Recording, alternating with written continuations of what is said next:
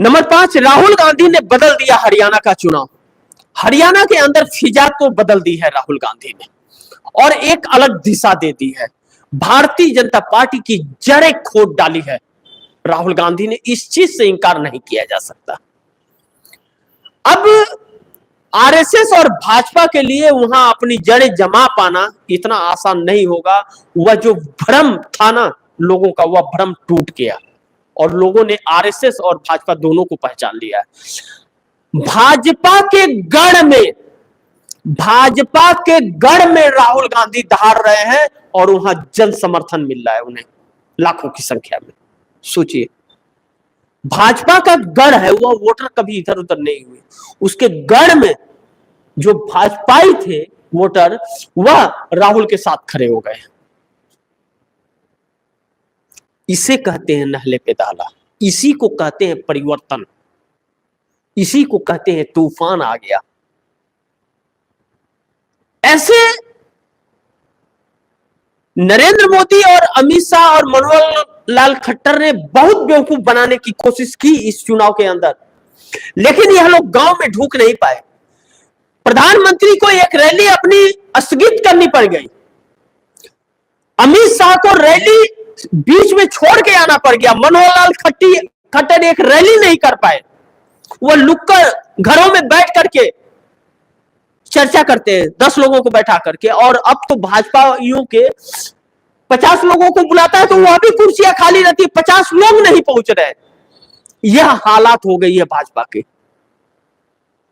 और इसका श्रेय राहुल गांधी के ऊपर जाता है कि उनकी ईमानदारी और सक्रियता को देख करके हरियाणा की जनता ने भरोसा किया है। और वो कहते हैं ना कि कुछ भी हो जाए भरोसा ना टूटे किसी का, एक बार टूट गया भरोसा तो फिर वह भरोसा नहीं जुड़ता। जैसे एक बार धागा टूट गया ना तो फिर उसमें गांठ पड़ जाती है। तो राहुल गांधी के ऊपर यह चांस ले रही है यह देश। अब राहुल गांधी को यह देखना पड़ेगा कि वह कैसे संभाल करके रखते हैं, क्योंकि इस देश की जनता भरोसे और उम्मीद की नजर से राहुल की तरफ देख रही है। उनके व्यवहार को देख करके कि जिस तरह वह मुद्दे को उठा रहे हैं और कोई नेता उठाने वाला है नहीं, सब वोट मांगने वाले हैं, तो इस बीच राहुल गांधी की जिम्मेदारियां बढ़ जाती है। राहुल गांधी ने जो बयान दिया कि हमें चाहे जितना भी पॉलिटिकल नुकसान हो जाए, मैं यह गरीबों के हक दिला कर रहूंगा और जितना इन्होंने उद्योगपतियों को बांटे हैं उतना मैं गरीबों के खाते में डलवा करके ही दम लूंगा, चाहे किसी भी बहाने से। इन चीजों को अब भारतीय जनता पार्टी के लिए यह सब शब्द बहुत ही भारी पड़ रहे हैं। और आखिरी पॉइंट्स नंबर 6 पे आते हैं। चिराग पासवान एनडीए छोड़ सकते हैं, कहा मुझे मंत्री पद की लालच नहीं। अब कह रहे हैं कि मंत्री पद की लालच नहीं तो छोड़ देना चाहिए। हकीकत यह है कि यह लोग मोदी के चटोरे हैं, मोदी के रिमोट पे चलने वाले हैं। नीतीश कुमार को इंडिया गठबंधन ने कहीं न कहीं साथ लेने से इनकार कर दिया। चिराग पासवान की पार्टी फिर टूटने के कगार पे आ गई।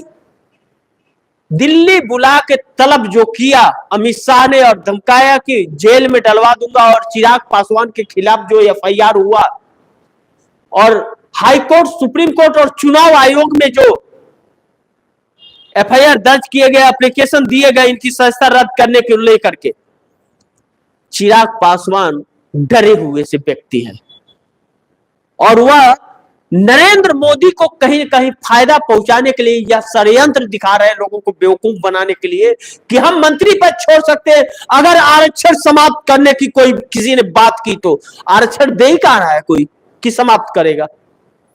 आरक्षण मिल कहां रहा है कि आरक्षण समाप्त होगा? बिहार में 65% आरक्षण नीतीश कुमार ने कहा देने को जाति जनगणना कराने के बाद, तो हाईकोर्ट, पटना हाईकोर्ट ने तो रोक लगा दिया, सुप्रीम कोर्ट ने भी उसको खारिज कर दिया। तो नरेंद्र मोदी ने तो 9वीं अनुसूची में डालेंगे तभी 65% मिलेगा। तो चिराग पासवान को डलवाना चाहिए, कहना चाहिए मैं मंत्री पद नहीं तो छोड़ दूंगा। 65% आरक्षण तो चाहिए बिहार को। तो चिराग पासवान कहां थे उस समय? अब छोड़ दें मंत्री पद, कहें कि जब तक आप 65% नहीं देंगे मैं आपको समर्थन नहीं दूंगा, अपना समर्थन वापस लेता हूं। है जिगरा? नहीं। यह सब बेवकूफ बना रहे हैं, यह सब मोदी के लिए कार्य कर रहे हैं। चिराग पासवान और नीतीश कुमार, यह दोनों नरेंद्र मोदी के मोहरे और नरेंद्र मोदी के कहे अनुसार लोगों को बेवकूफ बना रहे हैं। नहीं तो आप, इन्होंने कल झारखंड में कहा कि अगर किसी ने आरक्षण समाप्त करने की भी सोची तो मैं मंत्री पद को लात मार दूंगा। तो मारो लात। 65% तो चाहिए, नहीं तो मिल रहा है बिहार को। पहले बिहार की कर लेना, बाद में झारखंड की करेंगे, लेकिन नहीं कर पा रहे हैं। क्यों? कि इन लोगों की नीयत गंदी है। यह लोग बेवकूफ, अब मोदी और शाह का चेहरा नहीं चल रहा है। यह लोग अपने 10 रूप दिखा चुके हैं, लोग मुखौटे इनके पहचान चुके हैं। तो अब यह लोग नीतीश और चिराग जैसे लोगों को खड़ा करेंगे, उपेंद्र कुशवाहा, जीतन राम मांझी को खड़ा करेंगे। अब वह लोग भ्रम फैलाएंगे। अब इसमें देश की जनता को समझना है कि वह भ्रमित हो रही है या वाकई भ्रम में नहीं पड़ने जा रही है, अपनी जरूरतों को समझ रही है कि देश के हालात क्या कर दिया है इन लोगों ने। ऐसे में बहुत महत्वपूर्ण हो जाता है कि यह चर्चा आप लोगों तक पहुंचाना और आप दर्शकों तक यह बताना कि यह परिस्थिति देश की है और राहुल गांधी इस चीज को लगातार सक्रियता से देश के सामने प्रेजेंट कर रहे हैं। यह हकीकत है। महिलाओं की सुरक्षा की आवाज उठा रहे वह व्यक्ति युवाओं के रोजगार के मुद्दे को उठा रहा है, वह व्यक्ति जाति जनगणना को लेकर उठा रहा है, वह व्यक्ति लोगों को आरक्षण मिले 50% के ऊपर, 65 से 75%, और जब तक जाति जनगणना होगी नहीं और कानून बनेगा नहीं तब तक 75% आरक्षण मिलेगा नहीं। और आरक्षण के साथ साथ रोजगार होना चाहिए।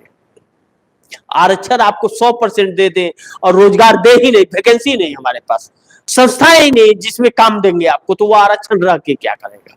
इसी चीज को राहुल गांधी लगातार प्रेजेंट कर रहे हैं और लोगों के समझ में अब आने लगा। इस चीज को समझना बहुत जरूरी है कि जब तक बच्चे बेरोजगार हमारे हो रहे हैं, 2 करोड़ युवाओं को हर साल रोजगार देने वाला व्यक्ति इस देश को 50 साल पीछे ढकेल दिया और $3.4 ट्रिलियन की इस देश की इकोनॉमी है और वह $5 ट्रिलियन का इकोनॉमी बता रहा है और 100 रुपए की कमाई है और 150 रुपए उसके खर्च है। 12 लाख करोड़ रुपए का इस देश को हर साल ब्याज चुकाना पड़ रहा है। जो सरकारें 10 से 12 साल के लिए कर्ज लिया करती थी, नरेंद्र मोदी 50 सालों के लिए कर्ज लिए, यानी कि हमारे आने वाली पीछे की 2 पीढ़ियां नरेंद्र मोदी के कर्ज को चुकाती रहेंगी। इस गुजराती का किसी ने कुछ खाया था क्या? लेकिन यह लोग पूरे देश को लूट करके बैठ गए।